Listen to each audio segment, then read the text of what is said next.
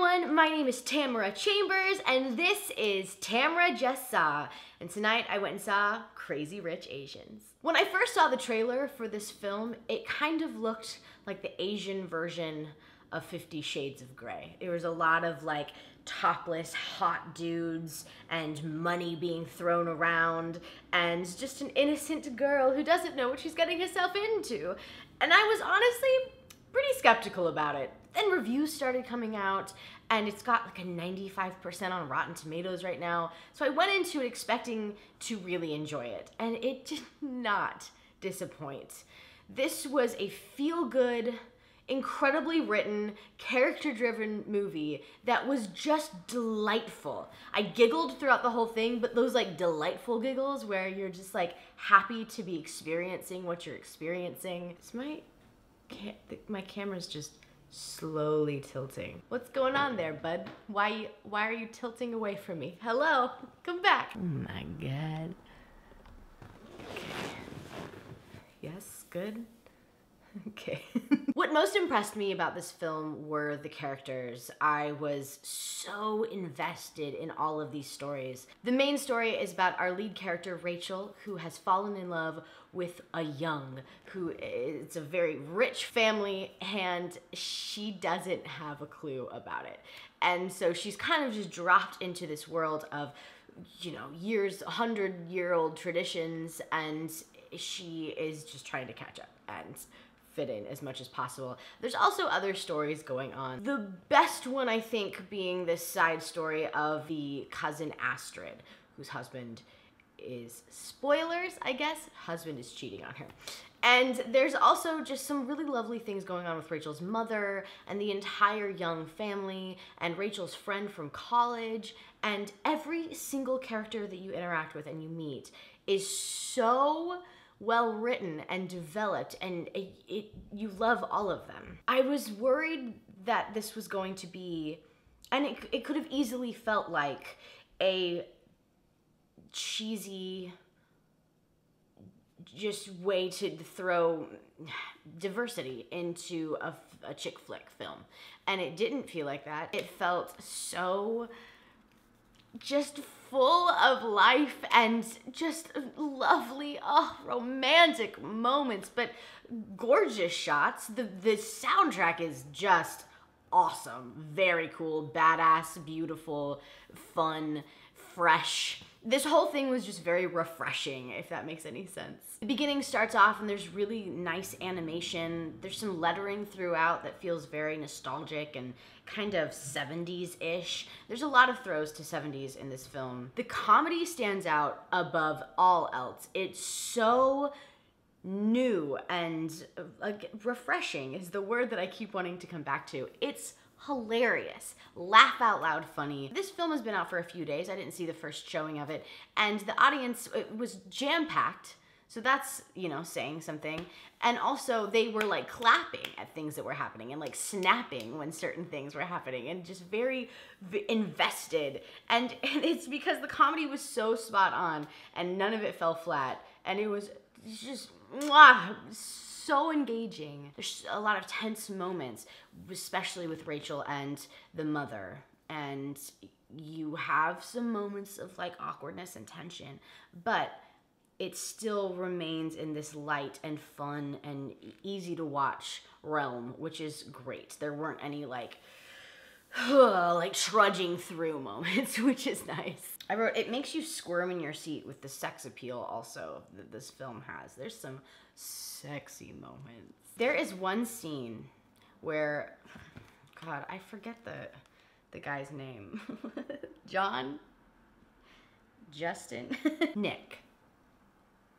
There's a scene where Rachel and Nick are attending a wedding, and you're so invested in the bride and groom, but so much more than that. There's this moment between Nick and Rachel where they're just connecting with their eyes because they're across the way, and they're mouthing that they love each other, and she's crying, and it's so good. The acting is stunning, and the emotion that you feel for these characters is killer. Okay, a chick flick for sure, but it's on the levels of one of the greats. You want to feel good? Watch Crazy Rich Asians. And that should be the slogan of the film. Crazy Rich Asians. You want to feel good? Watch this shit. And it's like, feel good. And that's what like you want out of going to the theater. At least that's what I want. Shouldn't speak for everyone. I speak for the trees.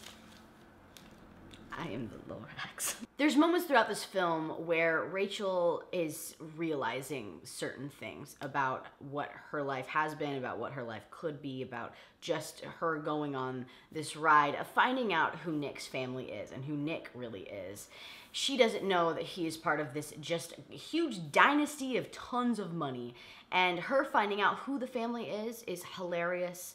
Her kind of finding out what her life could be is stressful. Her getting bullied for being who she is and who she's with is, you know, a lot. She sees his childhood home for the first time, and the locations and the sets in this film are incredible, but specifically the Jeong estate is stunning and elaborate and detailed, and her meeting everyone is super awkward, and her meeting the grandmother is like a saving grace. The grandma is like a shining star in this for most of the film.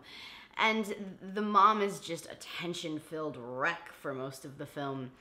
I just love the resolve that you get with the mom, that it's not perfect ever, and it never will be, but there's a reconciliation there that's lovely. They have this common bonding, her and the mother, that is so hard for the mom to get over, but it's really lovely for her. There's really great pacing also with the film that you get with her going to visit the family, her meeting the family, her going to a bachelorette party while Nick is at a bachelor party, them heading to the wedding of those parties, and then her, you know, kind of wrapping up her time there and thinking maybe this isn't going to work out. I love the different chapters of this film, and they're all so fun and different and funny. The friend of Rachel is so funny. Oh my God. The casting and the acting in this film are just spot on perfect. This friend is so good, and the friend's family, it may be even better. Just such a good and important role in this film. The friend has a line where she says, "Chickens are bitches, dude. Bok bok, bitch." It was so funny. The entire theater was clapping. I wrote, oh my God, there's a Princess Diaries makeover scene, but with contemporary comedy. That's all I want, is just a contemporary version of the Princess Diaries makeover scene. So thank you for that, Crazy Rich Asians. Thank you. All in all, I mean, it was just super delightful. It was really fun. I'm definitely gonna rewatch it. And also, there's something to be said about the audience that I was with was like 90% Asian humans, and there's just something huge to be said about that. That representation is so important. And we're in a time of film where I think producers and directors and filmmakers are starting to get that. That's what we want in film, is just different. Also, the previews that I got before this film were the most diverse set of previews I've ever seen before a film, ever. And it was delightful. And so it was really nice to see a film that was full of diversity, that was also just a slam dunk. It was so good and so entertaining, and I'm so glad for everyone involved with it. What were the previews? Searching? That looks excellent. Yes. Yes, Asian representation. Operation Final looks horrifying, incredible. Yes, killing Nazis. What Men Want? Yes, gender swapping. The Hate You Give? Yes, truth. Night School? Yes, Tiffany Haddish. A Star Is Born? Yes, Lady Gaga screaming with that voice. And then Smallfoot. It's pretty meh, I guess. I loved this. I super recommend it. Definitely go watch it. Thank you so much for watching. I'm not really sure what next week holds, but hopefully it's as good as this was, because this was an absolute delight. I really needed just like a feel-good, triumphant, lovely film, and this is totally what that was. Thank you for watching, and I will see you guys next week. Bye! Bok bok, bitch!